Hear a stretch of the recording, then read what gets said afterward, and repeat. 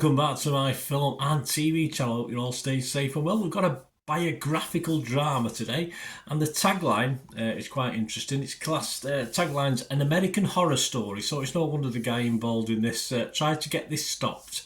Yes, we're going to look at The Apprentice. Yes, not the TV series and not the UK version or the American version. We're going to look at The Apprentice, of course, which is a biographical drama film about a certain bloke called Trump, who I don't know too much about apart from what I see on the news and stuff, but interesting character to say the least. This is directed by Ali Abbasi and written by Gabrielle Sherman. It examines Donald Trump's career as a real estate businessman in New York in the 1970s and 80s. So great soundtrack with this one, as well as a relationship with lawyer Roy Cohn, of course, who, yeah, basically Donald Trump was Roy Cohn's apprentice, I think, basically looking at as far as personality is concerned.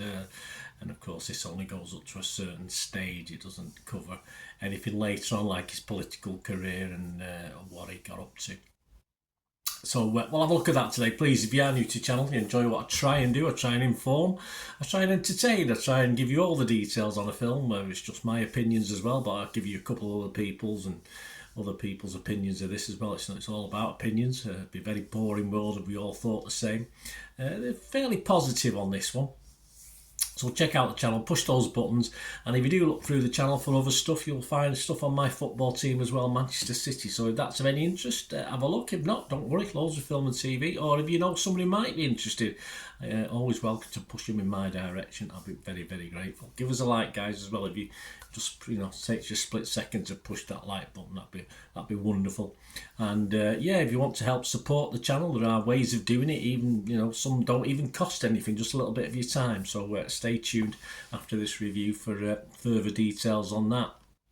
Right, this stars Sebastian Stan as Trump himself. Yes, very good, very good. Yeah, obviously you see pictures compared, don't you? And it's good. I liked it. He played a good part. Jeremy Strong plays Cohn. Of course, Jeremy Strong is strong anyway as an actor, isn't he? Martin Donovan as Trump's father, Fred. And Maria Bakalova as Trump's first wife, Ivana. Is she still not around? I've lost track of his first wife. I don't know. I thought he was still married to her. Anyway, I don't know. He's married to her in this, but how they, based on what we saw in this, well, who knows? So very surprised. This was released on October the 11th, 2024. I'm doing this review on the 24th of October, 2024. So check availability in whatever territory you're on. As I said, or you're in, I said apparently Trump Connections didn't want this, but I thought when it started off, because obviously he was naive, young, naive, it didn't sort of cast him in any worse light than I already thought. And in fact, his early days, I thought he went up a little bit of a smidgen in my estimation. Well, apart from a not too nice rape scene, of course, that's in this film. Okay, but as far as going up in my estimation, it's a very, very, very low bar, so it doesn't take much to go above that anyway. But yeah, as Trump progressed, he became more the Trump I sort of know from the bits that I've seen of him. And in fact, I actually was in 6 feet of him once, because I was in the US and he came with his family in the late 90s to one of the Disney. I was with the kids at Disney World.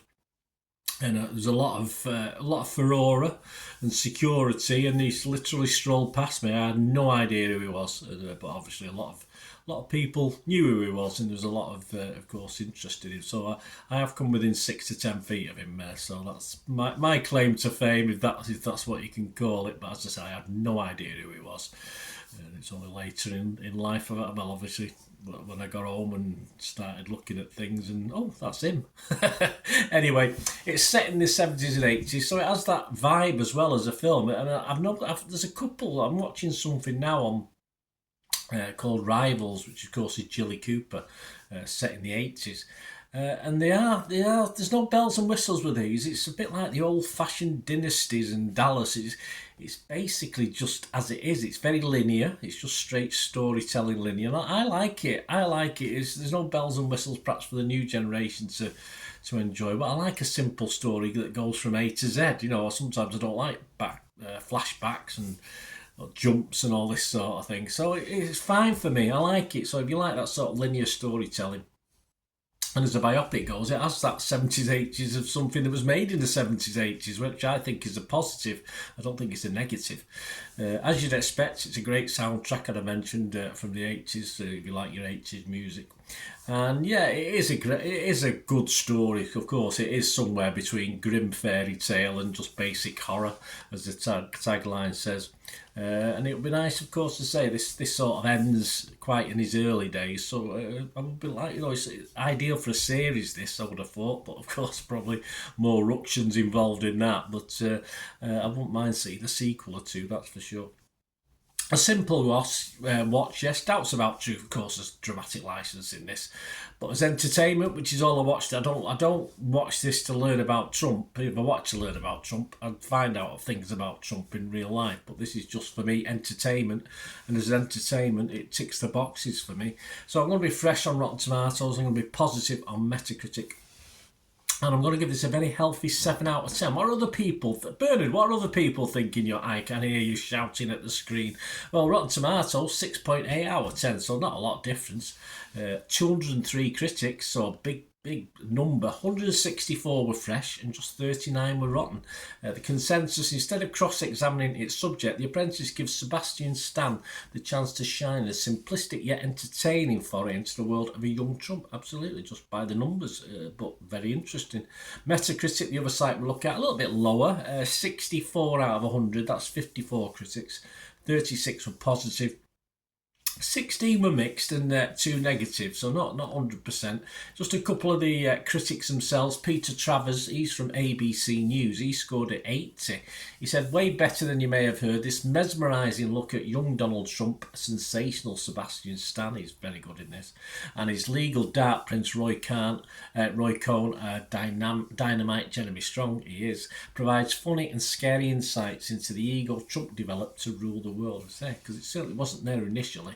Ollie Richards from Empire Film Magazine gave it 80 as well. He said, a smart, tragic take on just how dark the American dream can be, with award-worthy work from Stan and Strong. I think everyone's agreed on that. But just to give you a bit of a downer, Christina Newland from website newspaper group only give it 40. She said, glossy, grotesque and intriguing, even as you hate yourself for getting sucked into it. This isn't an awful film, it just shouldn't exist. Why not? If we're going to have films about serial killers and the like, hey, why shouldn't we have it? Joe Public, what are they thinking? Well, again, very positive. Rotten Tomatoes audience, 4.1 out of 5.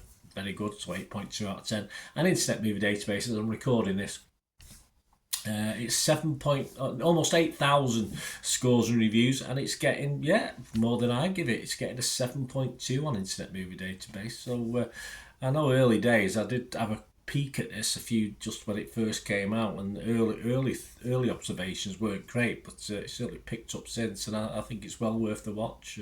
Whether you like him or not, it doesn't really matter. I'm not bothered. Don't bother me either way. I'm not arsed, I'm not American, and it's not to do with me. Well, it could be something to do with me if the world got into trouble, but hey. Yeah, so I just enjoyed it as pure entertainment, so I wouldn't mind a little sequel as well. Let me know what you think, guys. It'd be great to have your opinions, and as I said earlier, please, if you can help me and support the channel, please stay tuned. Right, a quick shout out before we go for my sponsors at the moment, Piat6505. They've got a little eBay shop. They sell movie posters from the 1990s and 2000s, some great films, some great actors, so please check the link in the comments section below and you'll go straight to the shop.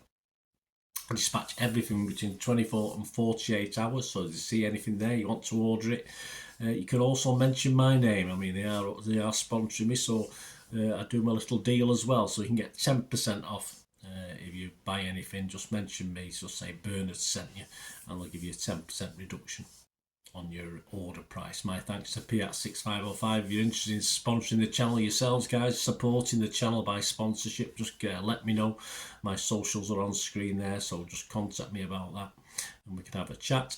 Other ways to help me out, guys, if you watch the ads, if the ads on this YouTube ads, that helps in a very little way, but it all helps. It all, you know, watch the pennies and pounds look after themselves, they say, don't they? Or the pennies or the 10p's look after themselves. But if you watch the ads or follow the links on the ads as well, that's always a nice way to support the channel. If you sort of hang on for it, I've done that. I watched other people's and followed the ads, something I fancied, which does happen from time to time.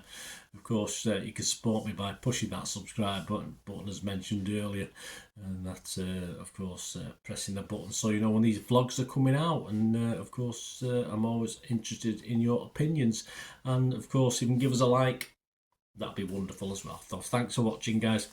Hopefully I'll join you very, very soon with something else. Until we meet again, I'll never ask one thing, don't I? Please stay safe, everyone. Bye for now.